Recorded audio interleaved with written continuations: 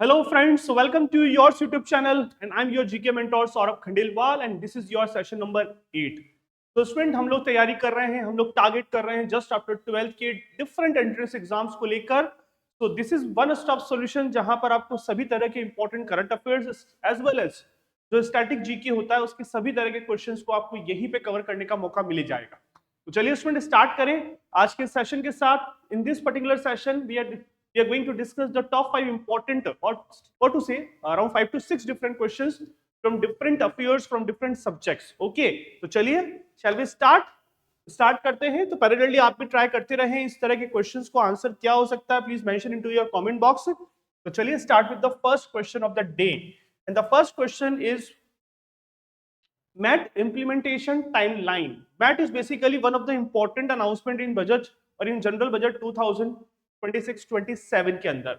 MET basically student एक तरह का ऐसा टैक्स है जो कंपनीज पर लगाया जाता है. नॉर्मली होता ये है कि कंपनीज अपना बुक प्रॉफिट तो बहुत ज्यादा शो कर देती है, लेकिन जब टैक्स देने की बारी आती है तो वो टैक्स बहुत कम शो करते हैं, टैक्स बहुत कम पे करते हैं. तो गवर्नमेंट को लगा इस तरह से तो हमको बहुत बड़ा लॉस हो जाएगा. तो इन द ईयर 1988 के अंदर मैट को इंट्रोड्यूस किया गया था. ओके, अभी करंटली जो मैट है वो 15% का होता है. इसका मतलब आपने जो बुक प्रॉफिट शो किया है उसका 15% you have to at least you have to pay. Okay, तो पहले जो अलग अलग सब्सिडीज मिल जाती थी, एग्जेम्पशंस मिल जाते थे और कुछ छूट्स मिल जाती थी, उसके अकॉर्डिंग उनका जो पर्टिकुलर टैक्स पे था वो बहुत कम था. उसको ओवरकम करने के लिए भारत में गवर्नमेंट ऑफ इंडिया ने 1988 में मैट को इंट्रोड्यूस किया था. Okay, and what is basically the full form? Minimum alternative tax. Minimum alternative tax. और बेसिकली ये स्टार्ट क्वेश्चन है, when does the minimum alternative tax become final and effective under the Indian tax regulation. पहले ये basically एक तरह का tax तो अभी भी है ये और पहले से इंट्रोड्यूस किया गया था, लेकिन finally is basic this particular tax finally and effective under the Indian tax regulation. तो वो कौन सी तारीख होगी? 1 अप्रैल 2026 से इसको इफेक्टिवली इंप्लीमेंट कर दिया जाएगा. Done everyone? तो this is our question number 1. Question 2. Again, current MAT rate क्या है? What is the current minimum alternative rate applicable to companies in India? The correct answer is option number C, 15%. 15% आपको at least तो देना ही पड़ेगा. Next question is corruption perception index. Student recently अभी corruption perception index launch की गई थी transparency international के through. Out of 182 countries में से इंडिया की जो रैंक है वो है 91st. Denmark, Ireland and Switzerland top 3 countries. Denmark, Finland और Switzerland are top 3 countries in this list. इसका मतलब ये हो गया कि डेनमार्क में लिस्ट करप्शन होता है, इंडिया उस पर्टिकुलर केस में 91st पोजीशन पर है. और ये जो करप्शन को देखा जा रहा है, मेजर किया जा रहा है इन गवर्नमेंट ऑफिशियल्स को कंसीडर करते हुए. Okay, so that's why India current rank is according to this particular index 91st है. चलिए next one, national games 2025-26. Okay, तो which important multi sport event was ongoing in India around mid February 2026. तो वैसे तो ये उत्तराखंड में होंगे. Okay, mid फरवरी तक चलेंगे. The correct answer is option number C.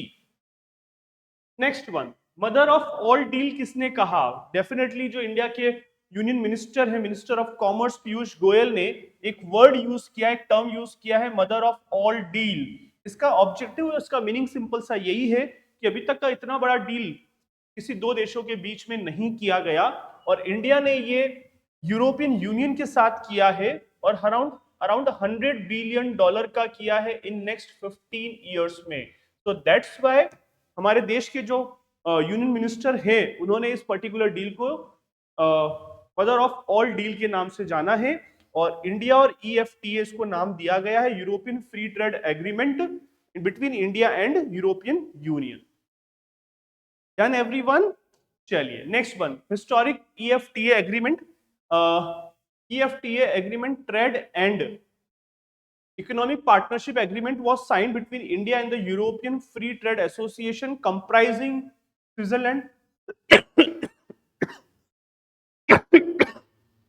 Norway, Iceland, and the fourth one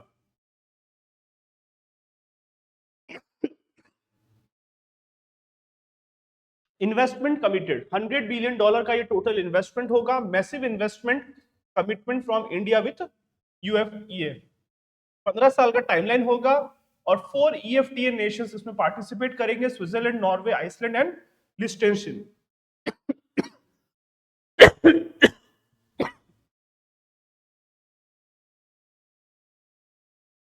एक बार इसको गो थ्रू कर लो आप सभी।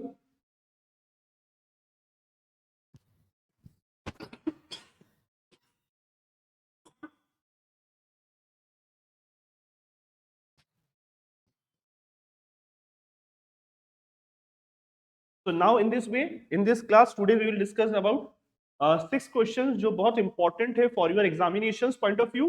ऐसे छोटे छोटे से sessions in between your board exams, you can just watch it out। इनका ऑब्जेक्टिव यही है कि हर पर्टिकुलर डे आप कुछ 5 से 10 क्वेश्चंस रेगुलर कवर करते चले, so that it become easy just after the boards, ताकि कुछ प्रेशर ना आए, आप लोग ज्यादा पजल ना हो। तो मेरा यही कहना है कि बोर्ड एग्जाम्स के बीच में भी 5-5 मिनट तो हम निकाल सकते हैं। सॉरी स्टूडेंट्स, थोड़ा सा आज तो आज की क्लास को हम यहीं पे ओवर करें। That's all from my side. Thank you so much and all the best for your board exams. Thank you so much.